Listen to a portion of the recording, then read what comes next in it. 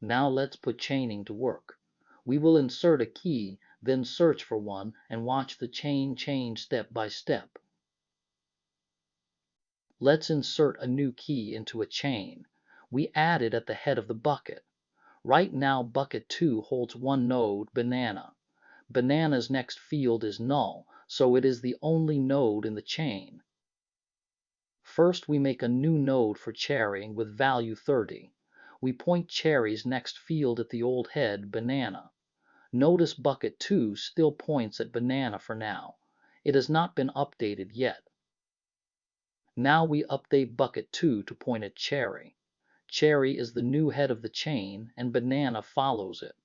That is just 2 writes in total, no matter how long the chain already was. One important detail.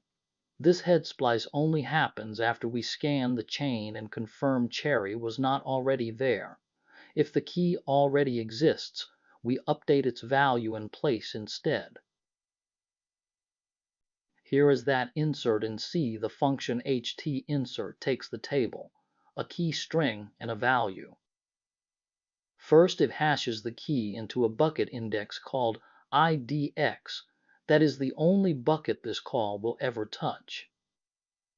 Then it scans that bucket's chain, one node at a time, until the pointer is null. At each node, it compares the stored key with the new key, using string compare. If they match, the key is already here, so we update the value in place. And we return. That scan is what stops the table from ever holding the same key twice. The splice happens only if we fall out of this loop.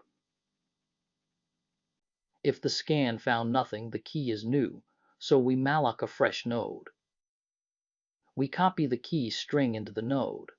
The node owns its own copy, so the caller's string can go away safely. We store the value. Then the first of the 2 writes that do the splice. The new node's next field points at the current head of the chain. And the second write. The bucket now points at the new node, which is the new head. 2 writes, no matter how long the chain already was. Finally, we increase the item count, which is what the load factor is computed from. There is no pseudocode for this one, deliberately. It is chapter 4's insert at head, aimed at a bucket instead of one global head. Pseudocode would only restate the same lines. Now let's search for banana. Search in chaining has 2 clean parts. First, we hash the key once.